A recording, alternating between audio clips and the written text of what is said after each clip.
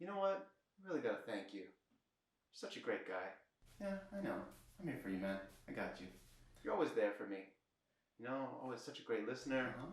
Making me look good in all those videos. Making sure that they get published on time. Making me look great on camera. Man, what would I do without you? And when I have problems, I can talk to you about them. So lucky to have you. Such a great listener. Hey.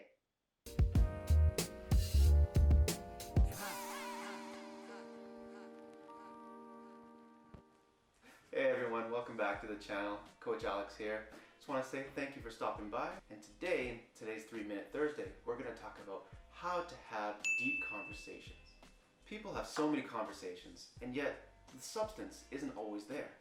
So how do you really create that substance and make sure that's a deep conversation where you both feel more connection? So let's jump right into it. Start with tip number 1. So the first method is actually to be present. How do you be present? Well, you can actually start looking people in the eye. I know it's not easy for some, but you know what? You gotta practice. To be present is actually to be physically there, mentally and spiritually. You can look at them in the eye, you can check out their physical cues, making sure that they're not showing signs of discomfort, and they actually want to be there with you. And lastly, you go with the flow. Don't think about last night's dinner. Don't think about tomorrow and what you're gonna do at work. Be there with the person and be present. Tip number 2 is actually ask questions. Everybody loves it when you're interested in what they have to say. I'd be interested in it, wouldn't you? So you ask tons of questions, but not just any questions. Asking closed-ended questions isn't going to help you. You're going to want to ask open-ended questions like, how does that feel? Or what did you think of that? Nothing like, did you really like that? Or did it make you sad? And typically what you'll notice is that the quality of questions you ask will determine the quality of answers you receive. Tip number 3, find the similarities. Do you ever find somebody or meet somebody where you're like, I really like this person, but I'm not sure why?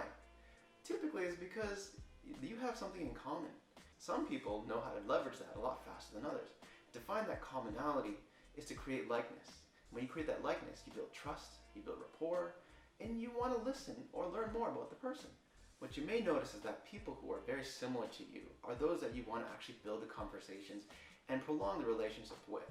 Those that aren't very much like you, you're going to probably want to dismiss them, leave, or maybe keep the conversation short.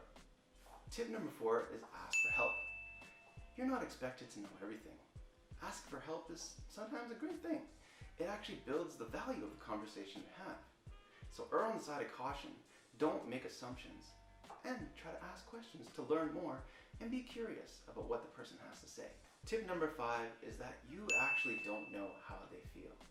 You may have heard it before where they say something like, I know exactly how that is, or hey, that's happened to me too, I know exactly how you feel. But in reality, you don't, because the way you experience things is very different from the way they do. A conversation isn't a time for you to brag or say how great you are or how likable you are. It's actually a time for you to listen to them and realize that it's about them and not about you. Tip number 6, repetition isn't always needed. Yes, you like to convey messages and sometimes you like to repeat yourself to emphasize the point. However, if you belittle someone like this, they probably won't want to be in the conversation for very long. Tip number 7 is be yourself. Be true to yourself. Don't try to be someone else.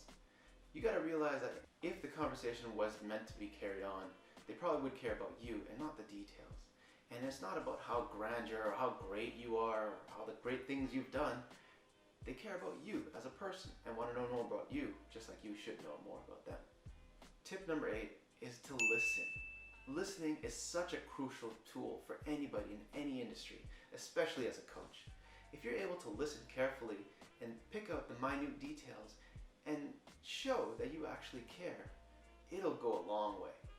And it's only human nature that you like to talk, because we all like to be in control. We like to navigate, and by talking we don't have to listen to the things we don't want to hear. Tip number 9 is silence. You don't always have to be talking. Silence is such a powerful tool for you to sit there, listen, and pause sometimes to take in what's going on and show them that you're trying to process and create and formulate a quality answer that would benefit them in some way. And finally, be brief. Time is valuable. You can spend money and you can get it back. But time you can spend and you won't get it back, ever. So you gotta remember that their time is valuable and is yours. And I believe it was actually Celeste Headley that put it best when she said, a good conversation is like a miniskirt. Short enough to retain interest, but long enough to cover the subject. So I really hope you enjoyed that video, and I hope it brings value to you and to create better connections with your friends, family, or maybe even coworkers. What I suggest doing next is picking 3 and seeing if you can master those. And then once you've done that, pick another 3. Coming from a person who used to be an introvert, I can guarantee you that if I can do it, so can you. So go out there, build some connections, and have a great time. I'd love to hear how it goes for you. So make sure you come back and comment and let me know how it goes. If you want to talk one-on-one and see how you can build conversations a lot faster, I'd be happy to coach you. And if you haven't already, hit that subscribe button, smash that like button, and if this video was useful, share it with somebody that you love. And I'll see you in the next video.